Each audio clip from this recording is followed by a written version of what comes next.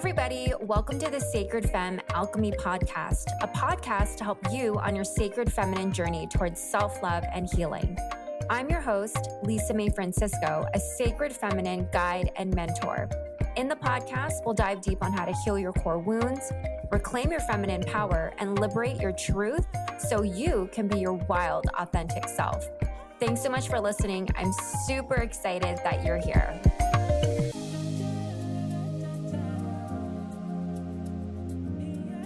Hey everybody, welcome back to the Sacred Femme Alchemy podcast. I'm so excited that you're here. And today in this episode, I am going to talk about the body. We can go into so many different directions with this, but I truly feel that this is an episode that I've been wanting to talk about for a while. And what really drew the inspiration for this episode was being able to do this EFT group tapping circle for body love. And if you don't know, if you go on Eventbrite and you follow me, Sacred Femme Alchemy on Eventbrite, I list all my different events, whether I'm hosting women's circles or tapping circles.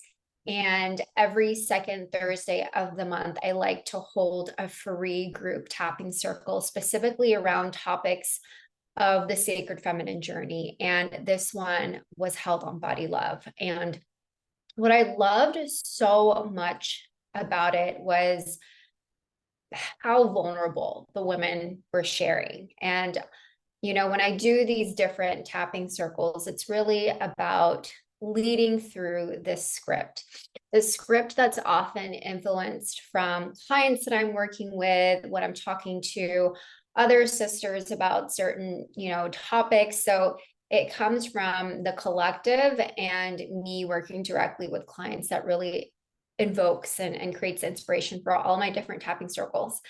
And I thought, oh my gosh, like that circle was so juicy. And I really just wanted to create this specific episode around my experience with the body, what I see in other women, and how it just kind of, comes together in a way. And let's dive in. So I would say I've always heard of the book, The Body Keeps Score. Granted, I have had it in my Kindle for many years, but I have never read it. Give me the Cliff Notes version, but I'm pretty sure it's just about your body holding emotions, storing these emotions, and it comes up as diseases or health issues that we deal with. And the first time that I'd ever crossed my path was when I was working with a mentor around relational issues. I was in a very codependent relationship, and she had experienced that as well. And what happened was she was telling me all of the different health ailments that she was going through when she was in her codependent relationship. And so, it really hit home because I was experiencing health issues from the codependent relationship that I was in many moons ago. This is when I was living in New York. I think it was about, I want to say 2015. And what struck me was I didn't necessarily see what was going on. Other people were commenting on how much I had lost weight, on almost just looking emaciated. And I remember I was working with my therapist at the time, and she was just saying to me, you look very thin. And I didn't see that. I didn't see that at all. When you're in a situation where you constantly feel like you are just on survival mode, you're not really present. I mean, I wasn't really present or just noticing what was happening in my body. And for her to and it got to a point where she was worried about me, and she actually told me that I needed to go see a nutritionist. And I just remember snapping photos, and I didn't have an eating disorder. I did not. I just was in this state of fight or flight. eating just wasn't necessarily something that I cared to do in a way. It wasn't necessarily a sense of a coping mechanism for what was happening. It was my anxiety was through the roof that I just didn't even think to eat. And that's what I can recall in retrospect, but it wasn't something that I was consciously doing to myself, trying to control the intake of my food or anything like that, which I have experienced and I'll dive into this episode. But for me, it was this reaction to what was happening in my life. And it really, really affected me when I remember I was getting my hair cut and the woman said, "Oh, you have a birthmark on your scalp." And I asked her, "What the hell is she talking about?" And she said, "Oh, and she was thinking of the birthmark in a sense of having no hair in a certain spot in your scalp. And for me, I thought she was crazy because no one has ever said that to me. And I didn't even know what she was talking about. And so she literally took a photo in the back of my head. She took a photo because I couldn't see what she was doing. And I was so freaked out. I was so freaked out because it was a bald spot that was the size of probably of a quarter. And then afterwards, I remember going to the dermatologist and getting, I think it was was it Botox injections? I don't even know what kind of injections they were, but it was the kind that actually activated hair growth. And I remember she used this light on my head. I have no idea what it was called. And it was just a stress response. It was a stress response from not eating, from not taking care of myself. And that was the first time that I really understood the effects of what happens to your body when your emotions aren't being tended to, if you're not being careful about what's going on, because the body is almost as if it's the last stop on the train if you are not paying attention to what's happening. And it shows up like that. And my mentor at the time, she told me that she had known many people who had gotten cancer, who had just these really, really, really abysmal health issues as a result of not tending to their emotions and what can happen to you if you're not aware about what's going on. And so that was one of the first ways that I really saw firsthand of, oh shoot, like you really need to learn how to take care of yourself. You really need to pay attention to what's going on inside of you and be present. And I ended up being fine afterwards. And I got my body back to a normal BMI, all of that stuff. But that was just a huge rude awakening. And I also want to transition into sometimes, these emotions, they hijack us. And the way it even shows up for me, especially if I'm stressed or I have anxiety, or even if I have too much sugar, I end up having rashes. And so it's an indication for me of, okay, something's going on. Maybe I'm not aware of it, but it's showing up for me. And what am I doing to pay attention to the signs? And so over the years, I've gotten to really understand and learn to work with my body. And it's so fascinating just how it's mind, body, and spirit, meaning it's a trifecta. First, working with your body and understanding the correlation of how it's connected to the mind, of how the thoughts in your mind influence how you react, your cortisol levels, all of that. And I want to talk back about this experience I had when I first moved to the Bay Area, of just being in this space of transition and not really knowing how to handle it. And so I was in this really, really, stressful place in my life where I was commuting everywhere in the Bay Area. I was driving to work, I was driving to school, and I was driving home. And it was just really, really long distances where I'd spend a lot of time in the car. I wasn't walking a lot because I just moved from New York to California. And so I was spending so much time in my car, not getting as much exercise as I wanted to, except for the time that I carved out for, or at the gym or whatever Pilates class I was taking. And I just remember feeling as if I couldn't get enough sleep. So I was living with my parents at the time. And for me, I would wake up if I would hear them wake up, and they would wake up before me. And so I just remember always being open or completely aware of movement in the house. And so when you go on this compounded experience for days and days at a time, or just years at a time, months at a time, of not getting adequate sleep, it really takes a toll on you. And so I ended up seeing a naturopath, a holistic health doctor. Then I also coupled it with a acupuncturist. And so I had this whole health team that was really helping me understand, through Chinese medicine to the naturopathy, that all of this was connected. And I ended up taking tests, and it turns out that I had adrenal fatigue, meaning that my cortisol was just always on. I was always stressed all the time. And then I started noticing that I was gaining weight. And on top of that, this month I'll have 13 years sober, but I didn't have any vices, right? I didn't have a relationship. I didn't have any other vices.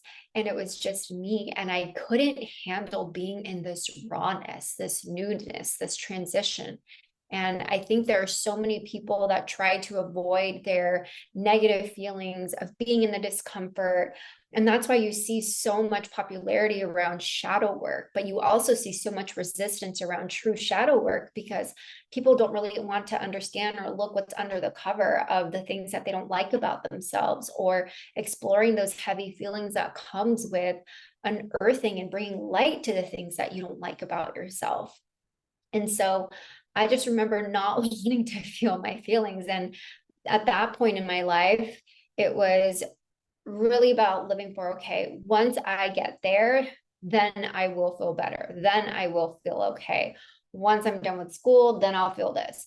Once I move out of my parents' house, then I'll feel this, blah, blah, blah, blah, blah. And so it just kept me not in the present moment, because I was always looking forward to the future. It was almost this fantasy, this delusional thinking of not wanting to be present of where I am, not wanting to be where my feet are. And I love this quote of grow where you're planted, because it really requires you to anchor yourself and accept what is. Because when we are anxious, we're worried about the future, we're not accepting the present, we're not accepting things. That's where a lot of resentment comes from. Or when we're depressed, it's because we're looking back to the past as if it's our fondest memories of what we've experienced in our life. And I definitely found myself in a place of, I don't know how to cope with all of these feelings. I was in a job that I was just experiencing so much imposter syndrome. And I remember thinking, oh my God, do they know that I don't know how to do anything? Do they know that I don't know how to do this? Let me ask for help. Let me ask for templates, but I don't want to show them that I don't know how to do this, because then maybe they're going to renege my offer.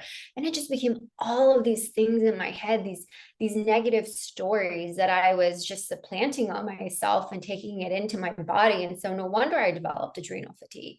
I was stressed in all areas of my life, experiencing a new relationship with my parents and trying to demystify my child self and create a mark between, me being a woman, and then also, creating a brand for myself at my corporate job, and also at school, being around other people and working in groups and feeling like I wasn't the smartest, or how can I contribute, or, will people not want to partner with me because they think I'm stupid? And so it's just all of these things that caused so much anxiety. And I definitely at that point turned to food. And it became this insidious disease and dynamic of wanting to control. So when you feel out of control in your life, you naturally want to control something, whether it's something small, whether it's just anything. It's sort of the balance where I feel out of control in this area. I'm going to try to control this other part of somewhere else in my life that makes me feel better. Because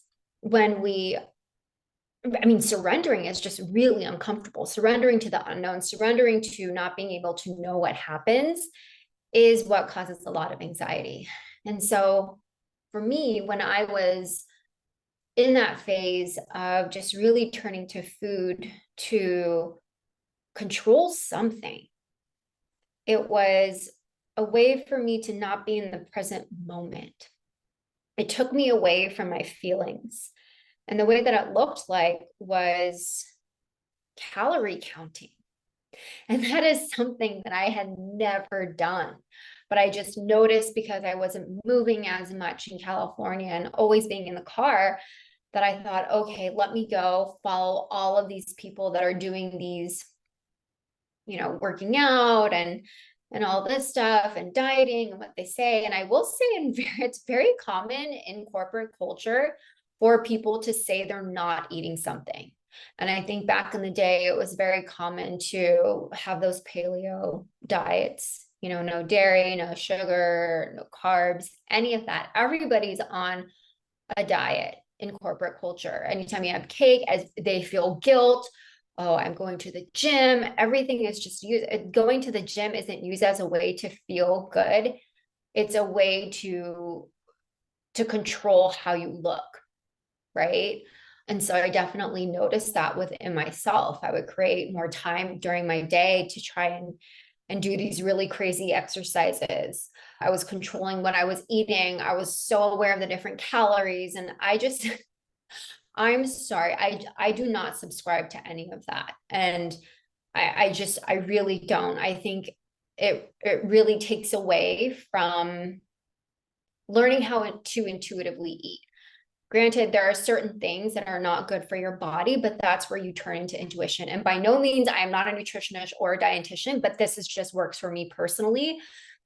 But I really don't believe in calorie counting or any of that stuff. I truly believe in listening to your body of what feels good and what doesn't. So being a scientist about it, eating certain foods, realizing, okay, this actually makes me feel bloated. I probably shouldn't eat that.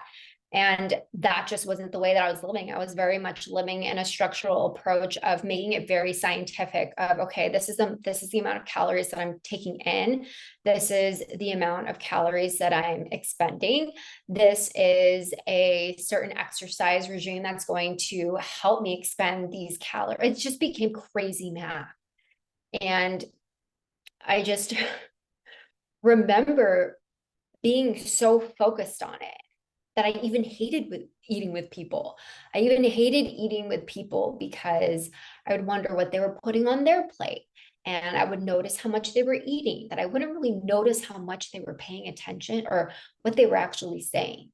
And so it's so interesting because this is something that I know a lot of women go through, but no one really openly talks about it, of what their experience is. And that's why I love women who have so much positivity that actually allow themselves to expand and granted, all women come in different shapes and sizes, right? No one's to say there is more of a womanly figure as opposed to someone not being a womanly figure. Like, we all have different breast sizes. We all have different yonis, and they all look very different. We all have different butts. We just all have different shapes and sizes. And I just don't know too many people that are really accepting and loving of the evolution of their body.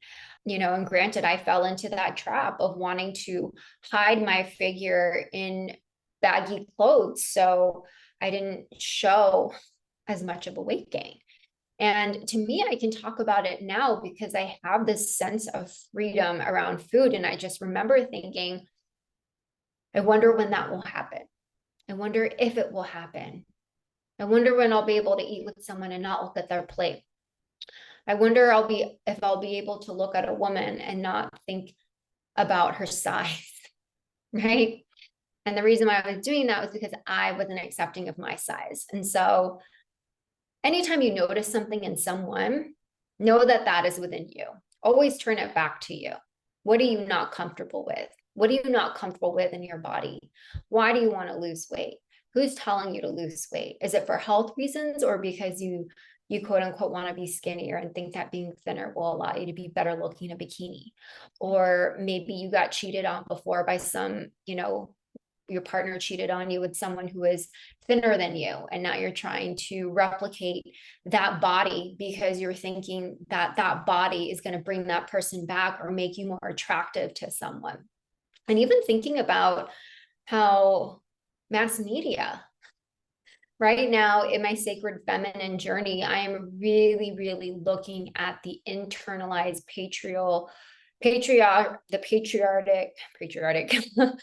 the patriarchal super ego. And what does that mean? Because I used to think that that was a concept outside of me, but not really understanding that it's very much internalized. And then it's internalized from my mom, from my mother's mom, from her mom. Like it just goes back. And so I find myself reaching that chapter of learning to look at my immediate family generational wounds. But what does it look like at the collective scale of being a woman and feeling as if I have to be docile and feeling as if I have to look a certain way for the objectivity of the male gaze, right? Someone using her power, her sexuality. And that's where the paradox is, because are you using your body in a way to feel liberated for yourself, of reclaiming yourself? Or are you using it in a way to fit into the patriarchal perspective of what it means to be beautiful? And so that's where you have to really watch yourself of what are your intentions, and being 100% honest with what's going on with you. Because it's so easy to fall into this trap and lie to yourself and justify why you're doing something. I mean, we can make ourselves believe anything we want to, but the truth comes into knowing what's in your heart and just being completely honest. And that's where the freedom lies, to be able to have that. And so, just really having this relationship of, with food, and now it's gotten so much better. It's gotten so much better because in tandem of doing the inner work of really looking at the things that was causing me to turn to food, the food issue just worked itself out magically. I don't even think like that anymore. I'm very intuitive with eating. And I never looked at it as a source of pleasure. It's just more for fuel. And I will never look at it emotionally in a sense of I need to eat this so I can numb out from my day. I mean, the numbing out that I do is watching TV. I binge watch Gilmore Girls, which is, I'm proud of that binging behavior. It's not harming anyone else. It's not harming my body, all of that stuff, maybe my mind a little bit. I could probably read more, but whatever. I will take the binge watching of Gilmore Girls. And so I started doing the inner work. I started really looking at the things that were causing me pain. And that was the first time that I did somatic work. I met someone who said to me, "Oh, I am doing this thing called EFT tapping, emotional freedom technique." And she said that her friend was offering it. And I just thought, oh my gosh, maybe I can try it out. Maybe I can just work with her and see what it looks like. And so I ended up reaching out, and we had this beautiful first session where we were tapping on all my different meridian points. I was telling her what's going on in my life. And I felt so much lighter. I felt so much lighter after the first session. Granted, a lot of feelings came up because when you do tapping, it pauses time and allows you to go back to yourself in that experience, in that moment of whatever it is that you're tapping on, and you are allowing yourself to finish processing those emotions. So say, for example, you are watching an episode and you put it on pause and you never finish it. And so that's what tapping is. You just go back to that episode, you press play, and you finish watching it. And so what happens is when we don't allow ourselves to finish processing emotions, they just get stuck. They just get stuck and pause in our body. We're walking around carrying all this muck, and it gets compounded. And we develop these health ailments, and we develop these triggers, yet we don't understand why we're so triggered, or we don't have this self-awareness of what's actually going on. And that's why I really love EFT, because it allows us to kind of just release and remove that gunk within us. Because the more that we purify ourselves, our emotional, energetic body, the more that we allow the divinity, that our own Shakti, to come and flow throughout of us with these clean spiritual pipes, to be that conduit, right? Because what thoughts are we consuming? Are we consuming egoic thoughts, or are we consuming divine thoughts? And so that's why you look at these different somatic modalities, whether it's ecstatic dancing, whether it's doing EMDR, which is, something I did with a therapist, which we did bilateral tapping on my chest. And I found that to be so potent, because I was able to process after the active bilateral tapping.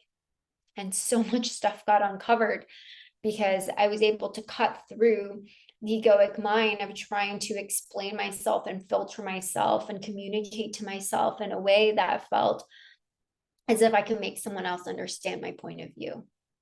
It was just the way that I was doing EMDR was explaining the situation and how my brain was processing it, and in fact not even trying to make sense.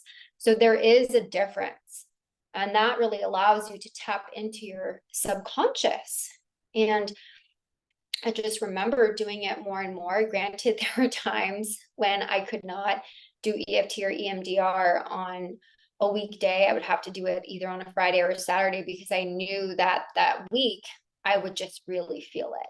And I knew that even though it was really tough for me, that I was meant to do those things because it was creating space for me to be clear in the world, that it was creating space for, it was basically helping me clean my emotional closet. That's the way that I describe the technique and the tool and the purpose of EFT and any type of somatic tool.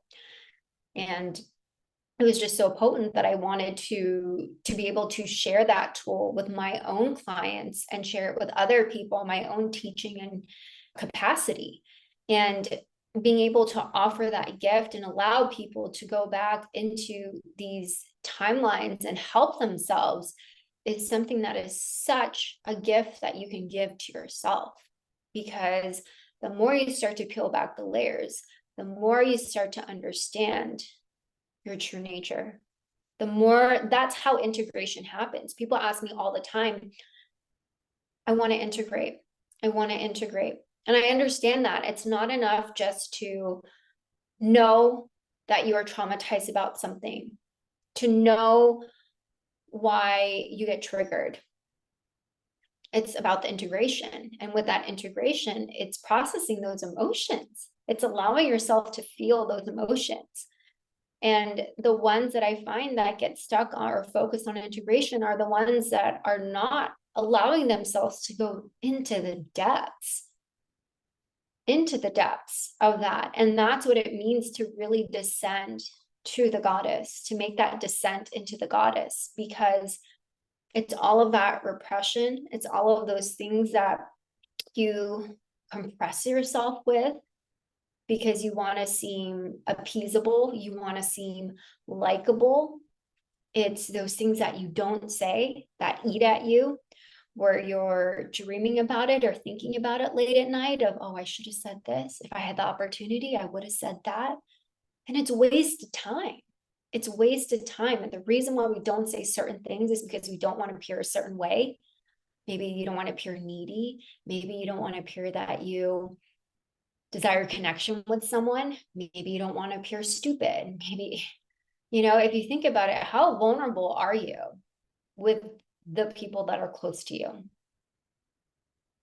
How vulnerable are you? And sometimes it's known as a coping mechanism or a defense mechanism, because maybe someone that you're giving feedback to, especially at work, there will be consequences, right? Maybe your manager might not like you. Maybe they won't promote you. Maybe they'll hold resentment against you. And it is very hard to say, well, that's on them, because it is your livelihood. And hopefully you have a mature manager that knows how to understand what's going on with them and take control of it. But it is hard. It is hard. And we're not the spiritual keepers of other people. We're not the spiritual keepers of knowing how much work other people do. We can only be able to take care of ourselves, to tend to ourselves, and let other people walk this own path. And so, after I was doing this EMDR work and EFT, I was doing that for a while, and it was great. And then the next experience that I had of working with the body was when I saw my chiropractor. And he is a spiritual chiropractor, spiritual healer. He just has these magical powers. And I just felt something in my hand. I had tingles all over my hand. I didn't know what was going on. I thought, oh my God, am I going to have an early case of arthritis? Maybe I should have a note. Oh my goodness. My hands are my livelihood. I type, all of that stuff. And at the same time, I was also, my partner and I were moving out of my studio into a 1-bedroom apartment that we found together. And I found myself resisting wanting to take that next step. And it wasn't because I didn't love him. It was because I was scared of change. And I couldn't put words to what was happening. And if you asked me cognitively, I would, oh yeah, of course I loved him. I don't like searching for apartments. It's not exciting to me. And that was the reasoning that I had. And I remember he looked for so many different apartments, and he just showed me all these videos. And I thought it was so sweet that he did that, but I just wasn't as involved. And he called me out on it of why do I not appear as excited to be moving in with him in our own place and making it our own place together. And I couldn't give a substantial reason, because it wasn't revealed in my subconscious yet. I just wasn't ready it just wasn't ready to be revealed. So I ended up going to my chiropractor. I talked to him about my tingly hand, and he's doing all these different tests on me. And then he noticed how my back was really tense, and not that he couldn't break it, but he just couldn't release a certain spot. And so he really got in there. And immediately as he was done, the release I had was just crying. That was my response. I couldn't control it. I really could not control it. And I have heard of people talking about somatic body work. And this isn't, the tantric pleasure. And, obviously there is, different things you can do with your yoni of de-armoring and releasing the traumatic experiences or the trauma spots within your yoni. But this was on my back. And I was very confused. I mean, I was dripping snot. I was crazy crying. And he just took such good care of me by completely changing the session and being there. And he ended up just doing craniosacral work to help me calm down. And that was the first time that I ever felt a healer truly be there and create space for someone in their process. And it was so powerful. And then I realized that it was because of my previous experience with my ex, of what happened when I moved in with him the last time, and how traumatic that was for me, and how I was still holding on to that. And so it just really shows you of how long these emotions can stay stuck within us, because that experience with my ex was in 2016. And then when my partner and I were finding our new place, it was in 2022. So 6 years later, and I wouldn't have known that was something that I was carrying unless this experience showed up in my life of moving in with my partner. And I feel so grateful that I had that experience of being able to release that and understand what was coming up, because it was really one of the biggest blockers into guarding my heart. and removing different layers of dreaming into possibility that something different could happen, that the trauma that I experienced wasn't going to be extenuated into the relationship I had with my now partner, and that it didn't have to be a projection, that I could have a new experience, even though, essentially it was the same of moving in, but the circumstances were different. But I was just trying to protect myself. And so that was just so, so, so, so, so powerful. And so I really just want to encourage you to look at your relationship with your body. Whether it's understanding, what is your relationship to your body, in a sense of, do you truly treat it like a temple? And the body is a gift from the divine feminine. When we allow ourselves, because Shakti is the expression of our consciousness. And when you look around, your consciousness is being expressed in your body, in the way that you emote, the way that you speak. And so if this body is truly a gift for experiencing life on earth, then how are you honoring yourself to honor the goddess? And it's so interesting because one of my friends, he had asked me, well, what is your definition of the true divine feminine? And I couldn't give him a full-on answer. And I ended up dreaming that night that it was Michelle Obama. It was Michelle Obama. She was very strong. And mind you, I don't read anything about Michelle Obama. I haven't even watched her Netflix show. I haven't even read her book, anything like that. I don't know. Michelle Obama just came into my subconscious. And it's interesting because anytime, according to Carl Jung, when we dream, all the characters in our dream represent aspects of ourself. And so I really love that I dreamt about her. And it showed, and she said something very specific. She said in the dream, I am a woman always in my temple. And that to me is what the divine feminine is. So what does it mean to be in your temple? One, it means tending to it. It means honoring it. It means revering it. It means being able to create ritual around your life. It means creating an altar for it. Are you embellishing yourself? Are you ornating yourself with jewelry? Are you ornating? And you don't have to use jewelry. You can just use anything that makes you feel good, anything that makes you feel loved and nurtured. And so when you think about the desecration, right, of controlling what goes in your body, caloric counting, all of that stuff, it really severs your tie to be able to attune to the bodily sensations of what's coming up for you. Because the thoughts are the language of the mind, sensations are the language of the body. And when you are very scientific about it, you lose the intuition around it.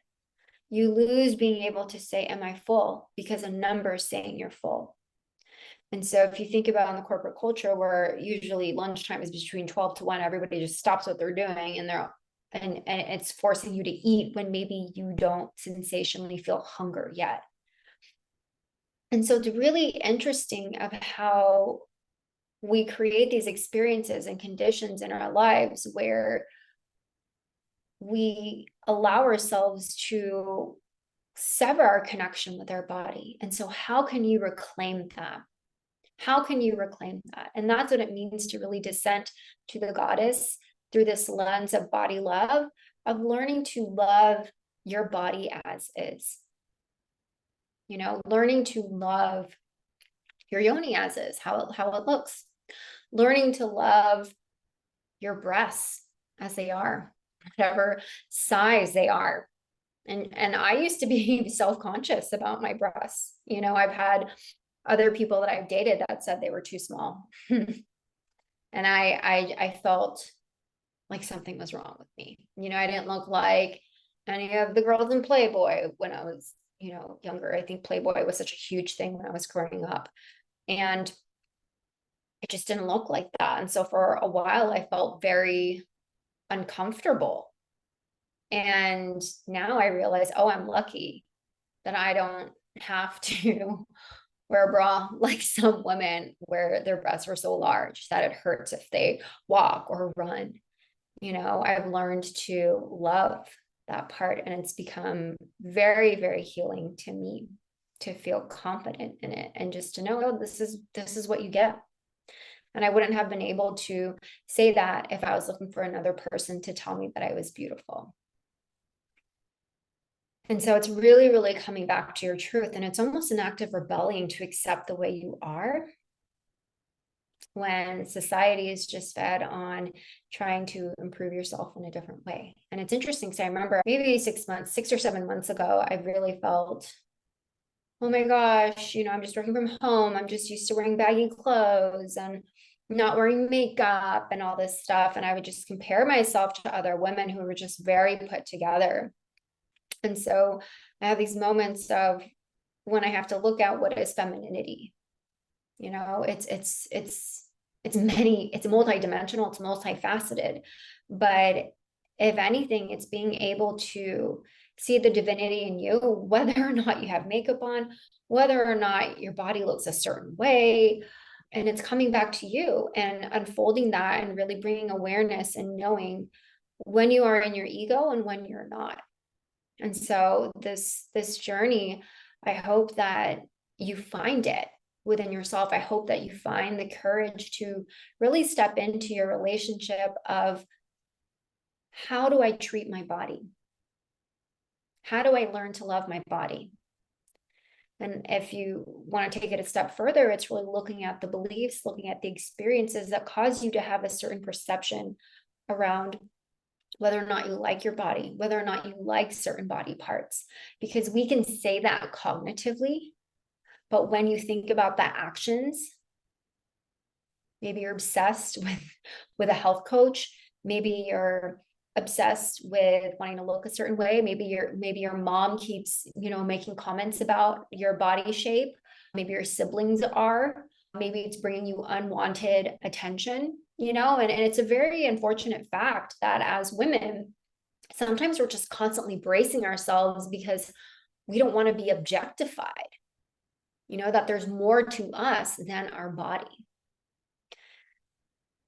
And that's the thing that we can't control, right? But if we are playing into that collective patriarchal theme of sexualizing ourselves, then how can we rectify it within?